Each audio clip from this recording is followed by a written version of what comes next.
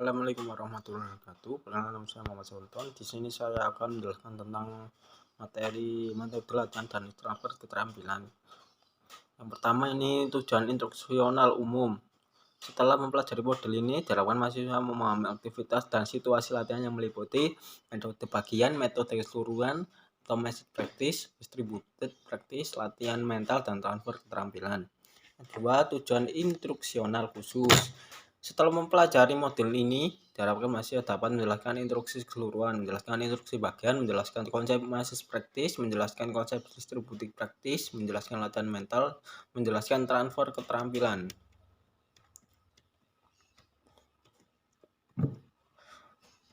Hakikat metode latihan dalam proses belajar mengajar ketepatan menggunakan metode merupakan salah satu faktor penentu pencapaian tujuan. Sukragma 1986, Horby 1986, Molenda 1989 menyatakan bahwa metode merupakan suatu acara atau prosedur pengajaran yang dipilih untuk mencapai tujuan. Suparman 1987 menjelaskan bahwa metode adalah suatu cara untuk digunakan untuk menyajikan isi pelajaran kepada siswa untuk mencapai tujuan. Latihan dapat didefinisikan sebagai suatu partisipasi yang sistematis dengan tujuan untuk meningkatkan kapasitas fungsional. Di dalam bidang olahraga, tujuan terakhir latihan adalah untuk mempertinggi keterampilan olahraga. Pat McLanagan dan Rotella 1984 menurut Suparman 1987 dan Rahanto 6 1988, latihan adalah proses pengajaran yang dilakukan siswa dengan guru dalam rangka menerapkan konsep, kondisi, dan prosedur yang sedang dipelajari ke dalam praktek yang relevan dengan pekerjaan. Dengan demikian, dapat dinyatakan bahwa metode latihan adalah suatu cara yang sistematis dan terencana yang berfungsi alat untuk menekan fungsi fisiologis, dan keterampilan gerak. Agar memiliki keterampilan yang lebih baik pada suatu keterampilan khusus. 2. Metode latihan bagian. Metode latihan bagian adalah salah satu cara mengorganisasikan bahan pelajaran dengan menitik beratkan pada penyajian elemen dari bahan pelajaran. Menurut Singer 1980, metode bagian adalah suatu cara latihan yang bertitik tolak dari pandangan bahwa suatu latihan dapat diberikan menurut bagian-bagian. Bahan-bahan latihan harus dipermudah dan dibagi-bagi oleh belajar motorik. Bagian pembagian merupakan modifikasi dari teori belajar stimulus respon atau behavior elementary. Singer 1980, anak siswa belajar keterampilan motorik tidak dilakukan dalam bentuk keseluruhan, tetapi dipelajari bagian-bagian mulai dari yang termudah sampai yang tersulit. Dengan belajar bagian per bagian, diharapkan anak lebih menguasai elemen-elemen internal keterampilan dan akhirnya membentuk keterampilan yang utuh. Penerapan teori koneksionisme dari Thorndike dalam belajar motorik adalah sebagai berikut. Siswa harus siap menerima materi stimulus bagi setiap fisik maupun psikis. B. Materi belajar dibagi bagian dan dilakukan dengan kondisi yang menyenangkan. C. Untuk memperkuat koneksi, siswa diberi penguatan berupa pengetahuan tentang keterampilan dan belajar motorik, mengetahui tentang hasil tekanan. Tekankan pada pengetahuan yang menyenangkan. C. Elemen yang dipelajari bagian-bagiannya dipelajari mulai dari yang termudah menuju yang tersulit, kemudian disatukan dengan satu bentuk keterampilan yang utuh. Prosedur belajar menggunakan pola belajar bagian-bagian. Dengan demikian, metode latihan bagian merupakan cara dalam mengajar di mana untuk menguasai suatu rangkaian gerakan pada atlet diajarkan bagian demi bagian dari unsur rangkaian gerak untuk dipraktikkan dalam bagian pula. Misalnya dalam pengajaran gerak bermain teknis lapangan kepada atlet tidak harus diajarkan bermain sebenarnya. Mulai gerakan memukul forehead sesudah dapat dilakukan unsur-unsur gerak bermain teknis lapangan, maka barulah bermain yang sebenarnya. Metode latihan keseluruhan. Metode latihan keseluruhan adalah metode yang menitik beratkan kepada keutuhan dari bahan pelajaran yang ingin. Metode keseluruhan menggunakan teori Gestalt menurut Tahun 1978, belajar yang mengacu pada teori gestik adalah belajar dengan melihat pola dan organisasi pada bagian dalam suatu keseluruhan yang berbeda di dalam suatu permasalahan.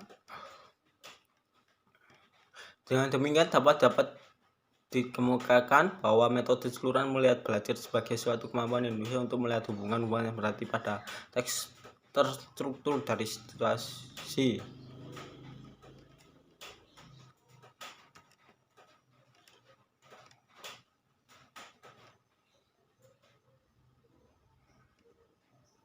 Saya akan menjelaskan tentang materi tentang pembelajaran dan perkembangan motorik. Pertama, ini ada perkembangan motorik. Yang pertama, anatomis, pertumbuhan tulang gizi, fisiologis, pertambahan fungsi organ otot, dan pernafasan. Yang tiga, motoris adalah gerakan dari rangkaian otak ke otot.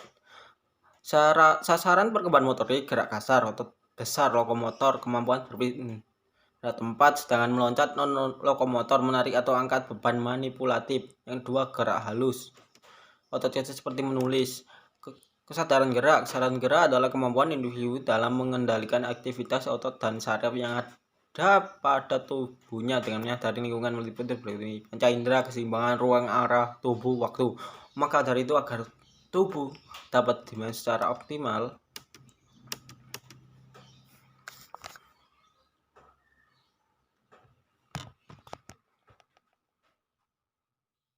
selanjutnya ada pengertian teori belajar.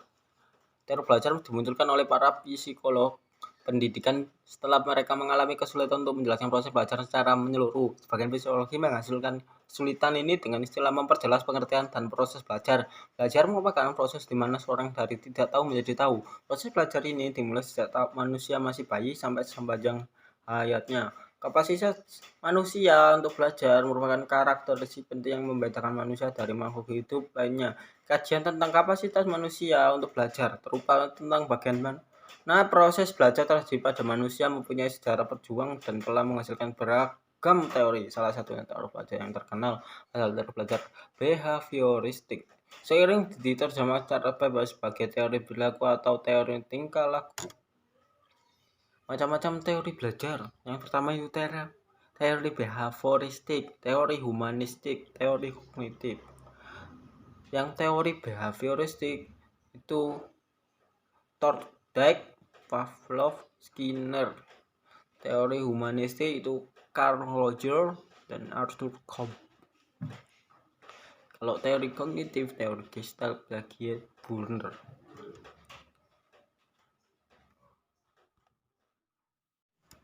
Selanjutnya ini adalah materi dengan belajar dan perkembangan motorik. Nah, pengertian neurologi. Neurologi adalah sebuah spesialisasi di bidang kedokteran yang memiliki fokus pada otak dan sistem saraf.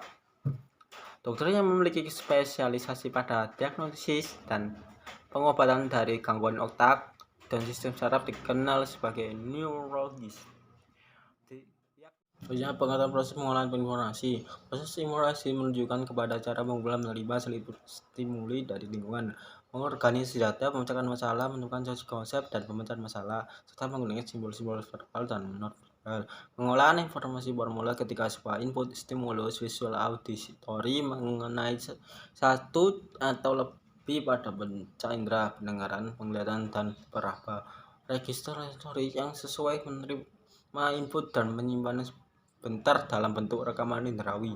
Dalam hal ini telah menjadi persepsi atau pengenalan pola, yaitu proses pemberian makna kepada sebuah input stimulus. Proses ini biasanya tidak termasuk penamaan karena penamaan memerlukan waktu dan hanya berdiam diri. Selama selanjutnya dalam proses terjadi pencocokan sebuah input dengan informasi yang telah diketahui. Model dasar pengolahan informasi manusia sebagai pengolahan informasi terdiri dari indera penerima yang menerima isyarat yang meneruskan kepada unit pengolahan total otak dengan penyimpanan. Hasil olahan adalah respon atau tanggapan keluaran cara fisik, ucapan, tulisan, dan sebagainya.